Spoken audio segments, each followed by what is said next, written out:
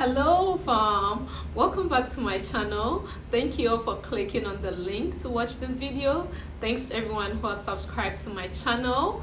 If today is your first time watching my video, please don't forget to click on the subscription button to subscribe to my channel. Also, don't forget to click on the notification button so that anytime I upload a new video, you'll be the first to receive the video. So once again, I'm back with all your tips for grad school.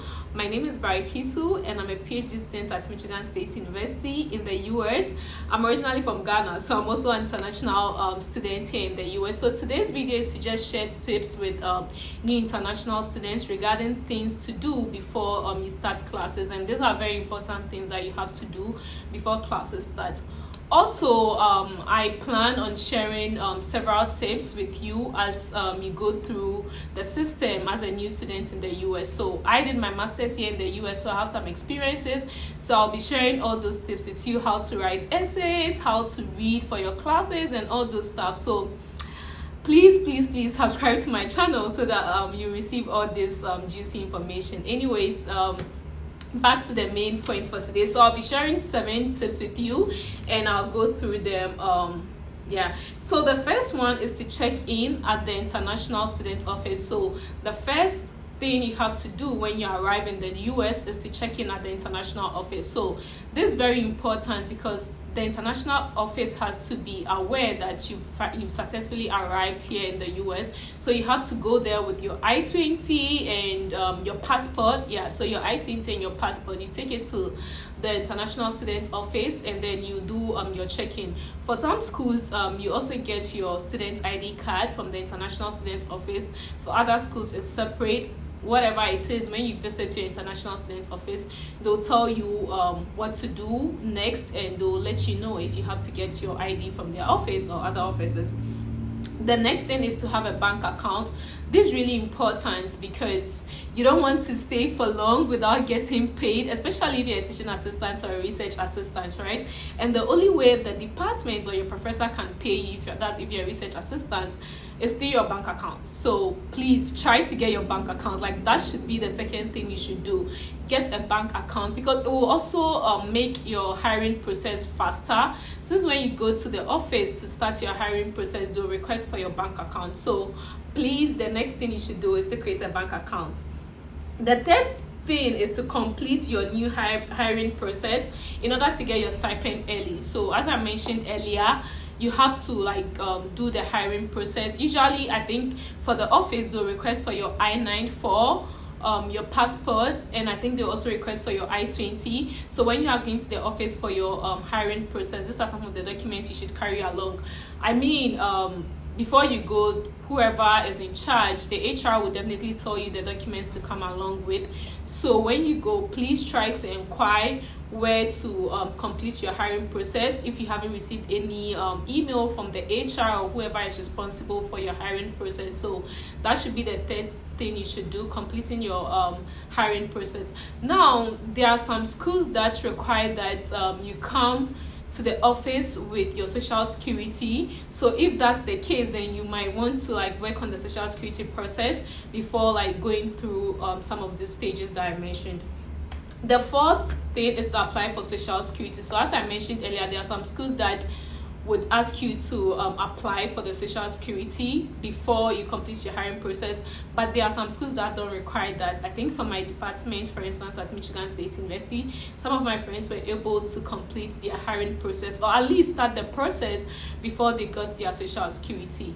So if for your school you don't need that, then try to start the process before you apply for the social security. But your social security is really important because you need it to apply for several things here in the US, like so many things. I think sometimes even if you want to purchase a SIM, do they request for that? I'm not too sure about that, but if you want to get a credit card, they would request for your hiring process. And I'm sure some of you might go oh, I'm not gonna get a credit card, I don't need that.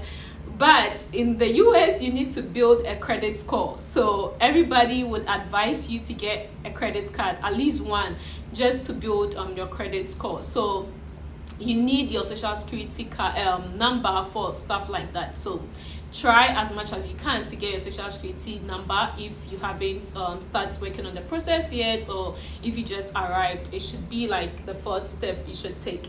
Now the fifth step is attending relevant departmental orientation, and this shouldn't be limited to only your department. Please try to attend as many orientations as you can. Like, there are several resources here in the US, and you wouldn't know till you attend some of these orientations. If there's a graduate school orientation, please attend. If there's an international student orientation, please attend. And also attend your departmental ones. I mean, those ones are compulsory, and I'm sure you would receive email from your department about that. But try as much as you can to attend all the orientations, like all, if you can, because most of the orientations happen before classes start. Don't think about trying to know the, I mean, if you're in a school in a city, don't think about trying to tour. For now, just attend all the orientations and do everything that you have to do, like within the school environment. Orientations are really important, trust me. Like, I get to know so many information regarding scholarships available on campus, grants available on campus, where to get like free food and stuff from some of these orientations. So don't miss out on the orientations. Now, the sixth thing is getting a SIM card. So the sixth point is for you to get a SIM card. Now, getting a SIM card is really important, because in as much as there are Wi-Fi available on campus and like your apartments and so many places, I mean, Wi-Fi is everywhere, but there are some places that you might go and you wouldn't have access to Wi-Fi. Now, what if you want to use the internet, if you find yourself in places that there's no access to Wi-Fi, or there are no services available? What would you do? So it's important for you to get a SIM card so that you can also call your people back home if you want. Now, the SIM card, they come in different types. I know, like, you can get individual plan for yourself, so like individual data and everything, right? And some people also do family plan. Now, for those of you who like, you go to a school where there are other international students, either from Africa or any other country that you are from, some of your friends might convince you to like join their family plan. So there's like a family plan kind of package as well, right? So with the family plan, it's cheap, and like you might be more than 3 or 4 on the plan, which makes the cost quite okay. But then there are some problems that comes with this, because what if somebody within the plan is using like that data, or like is misusing it? There are times that people also get angry for whatever reason and decide to opt out of the plan. Now, if one person opts out of the plan, it's going to increase your bill, like your internet bill and your data bill or whatever. So you have to like look at the disadvantages of joining a family package. You can get an individual plan for yourself. I've been using an individual plan since I came to the US. I cannot suggest SIM cards because I don't know which one would operate at your, I don't really know much about them, so I cannot suggest which one you should get. But please, if somebody convinces you to join a family plan, just know that if one person leaves that plan, it's going to affect your internet monthly bill. So you should take note of that before joining a plan. And as I said, you can get an individual one. So SIM card is really important. Try to get a SIM card. Also, the other thing, which is the last point, the 7th point, is to shop. Try to shop for food before classes start.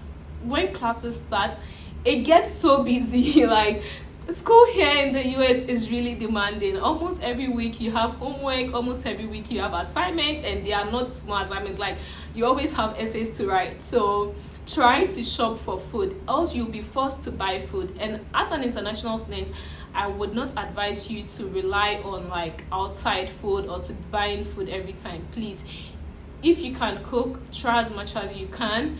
Buy food stuff that you can use to cook before classes start.